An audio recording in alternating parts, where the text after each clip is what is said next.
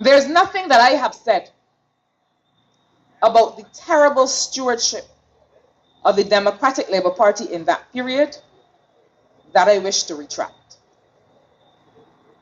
There is nothing that I have said about the DLP at that time that I take back.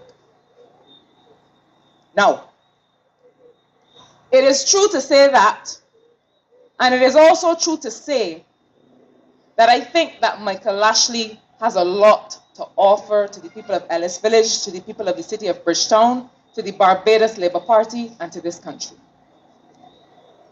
Those two things can be true. And you heard the Prime Minister talk about it at Michael's nomination. The fact that a person has decided to join forces with a positive and progressive movement is enough for us to be able to say, you are welcome here to do this work. This is a lot of work. And it is a special thing to have Michael here in this city of Bridgetown on my border with me, where we are. And I'll tell you why. We know of some of the challenges of growing up. And I call it that. Some of the challenges of young men and some young women growing up in some of our communities. We've talked about it many, many times. And I will tell you the truth. In the time that I have been in service to St. Michael South Central, I have had occasion to talk to some, I represent everybody, and don't let anybody tell you otherwise. MPs have to represent everybody. And even sometimes when there are people who are doing things that you don't agree with, and you know that you got to tell them that they're doing things that you don't agree with, you still have to represent everybody. And there are times that I have had to talk to some of my young people who have found themselves in certain situations. And they talk about who is representing them before the law court. And they tell me about the help that they need. And then they call the name of the person, this was in the past, representing them. And I said, "Sha, boy, I can't call you." Right? They tell me about who is representing them. And they say, "Man, talk to the man and see if everything." I said, "Boy, you call a name there, boy. Can't make that one." But no, let's be real. When you have a man that represents the interests of poor people before the justice system, in the places like the places that we represent, well, it is a partnership that makes sense. And so, happily now, I could call him. Right? I can say we got things that we got to talk about, because let us be practical. I like to be a woman of practical affairs. We are fighting for the lives of young people in our communities, and I will work with anybody who is going to help me do that. So you have a champion here.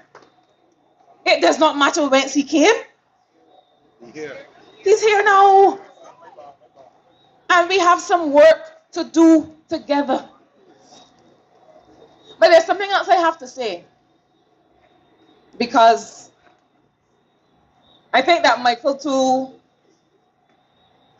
is also learning more of the story of the Barbados Labour Party. I will help him. Because he talked tonight about the notion that when we are erecting homes for people, we should include local contractors. We do that. The Barbados Labour Party has since 2018 been doing that. It is not something new that he has to bring. We will do it here too. But we do it across the road in Michael South Central.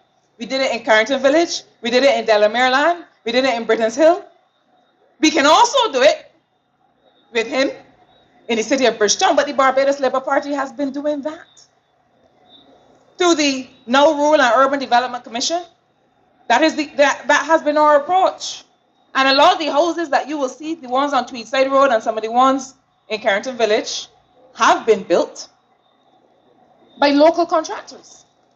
And the reason that we said, when I came with me a motley hair across there in the Moral Hall, the reason that we said to the guys over there, we want you to build houses for the people out here. Because guess what? If you do foolishness with people's houses, you ain't got nowhere to run a high court or nowhere to live. So you build the houses in your community so that you can be held accountable. And we have done that. And just across the road, there's a family, a father and then a son, who went into this business together and have been doing that work with the help of the UDC. Michael talked to when he was here about programs for the youth and supporting their entrepreneurship. Well, I forgive him for perhaps not having been able to consume and understand everything that we've done as a Barbados Labour Party. I will help him. Because he had to land and come ashore all at once. Right? And he showed up for you. But one of the things that this government, I always say, I have never before in my life seen in Barbados as many programs for the youth as we have now. We started by returning free tertiary education to poor people in Barbados. We started there. Right? And that is not just UE, that is community college, that is SJPI, that is tertiary education across the board. But we went further. We also established programs like Construction Gateway. Because we say, look, we got to be practical. We got to be practical. I know many young men in my community sending to do a 2-year program. They ain't gonna last a year. And that is because they have certain pressures. Young women too, especially young mothers. They have certain pressures. They don't have the luxury of taking all the time to go to school. Because quick so they go work. And so Construction Gateway is a shorter program to say, look, I can teach you how to tile, I can teach you how to do masonry, I can teach you how to do electrical installation. Come and learn this quick and go and get some work. And that's what the Construction Gateway did, but we did not stop there. We have Project Dawn, and I can talk about Project Dawn through the Ministry of Youth. Because in a lot of long talk and forms and papers and confusion, yes, they are accountable. But what Project Dawn is able to do is not be intimidating to young people, right? To say you go fill out this 10-page form in triplicate to get a weed whacker. To be able to say, you tell me what it is your business needs, we can help you set up a company, we can help you do it the right way, we're going to get you the equipment to get you working tomorrow. All through St. Michael South Central, from Flagstaff to Brennan's Hill to Carrington Village. Young people have benefited from this program. And they have employed their friends and their neighbors to be able to do work as hairdressers, as landscape workers, as mechanics. We have done that. And so we will build on the work. And I'm sure that there will be many more ideas for how to do that. One of the challenges that we face, notwithstanding all of the fantastic work Dale Marshall, as Attorney General, has done to deal with expungement of records. That has been important. But one of the things that we have not bridged is that we still need more opportunities for people who have been before the law courts. And we need to figure out a way to make that happen. Because we can't afford to lose that productivity and that potential and everything that people represent in order to do that. So there's work to be done. There's work to be done on infrastructure. And I was excited to come here tonight because you all that know me know that I face things and fix them. And I have been quarreling, I ain't ashamed to say, with the government to be able to say a thank you for doing Hunt Road in Carrington Village. I'm happy that between Kurt Humphrey and my border in Villa Road and Lanes Road, that the roads have been repaved. But do y'all drive through Marlhole? Do y'all drive through Roberts Gap? Do y'all drive through Chase Road? The whole of Barbados has come through there to get to town. And so for me, as the Member of Parliament for St. Michael South Central, I ain't giving them an ease from February 12th to meet the promises and the commitments that they have made to the people in Halls Road to be able to deal with the infrastructure over there. I have said over and over, don't tell people to take pride in their community and you're not taking pride in it as a government. We have done a lot of important work in St. Michael South Central. We have expanded the opening hours at the pavilion and the programs for young people.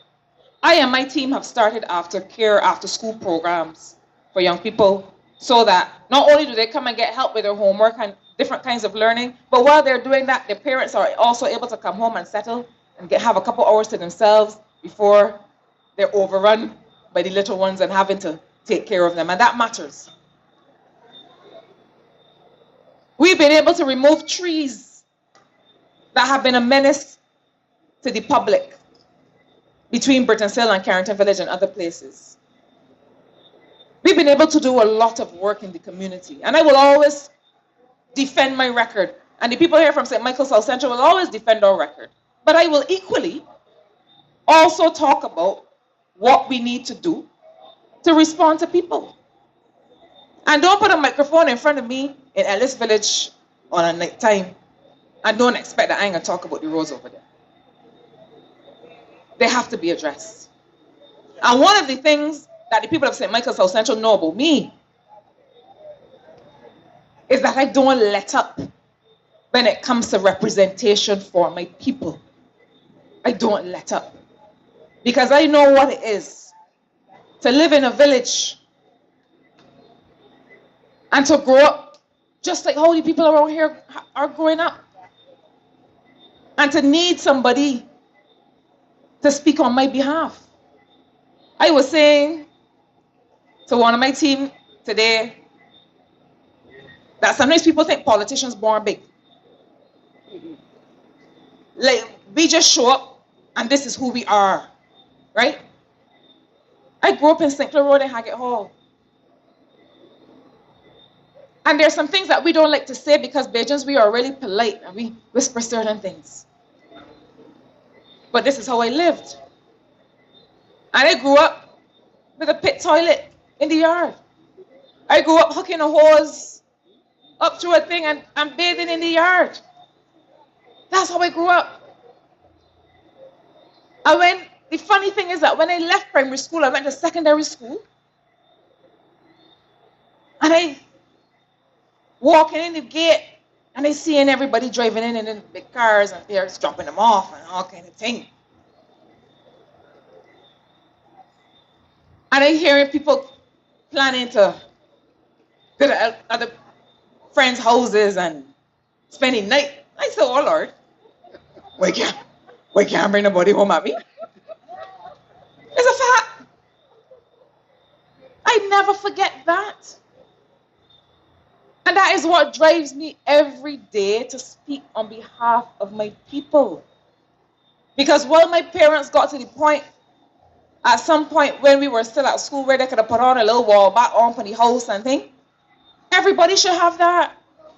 Everybody must be able to benefit from that.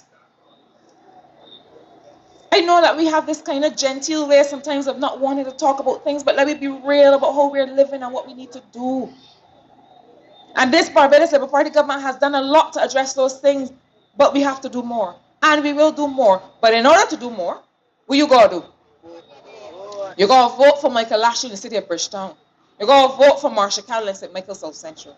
And if we got any visitors who are from other constituencies, you have to vote for your BLP candidate. Because I am not spending another second listening to Ralph Thorne in Parliament. Good Lord. Help me. So we agreed, right? We got a plan. Vote for Michael Lashley. Vote for Marsha Caddle. Ladies and gentlemen, I thank you. This has been a wonderful night. Good night. South Central, St. Michael, Lorionis, BLP, introducing a lady for the people, woman of the people. Thank you, Marsha.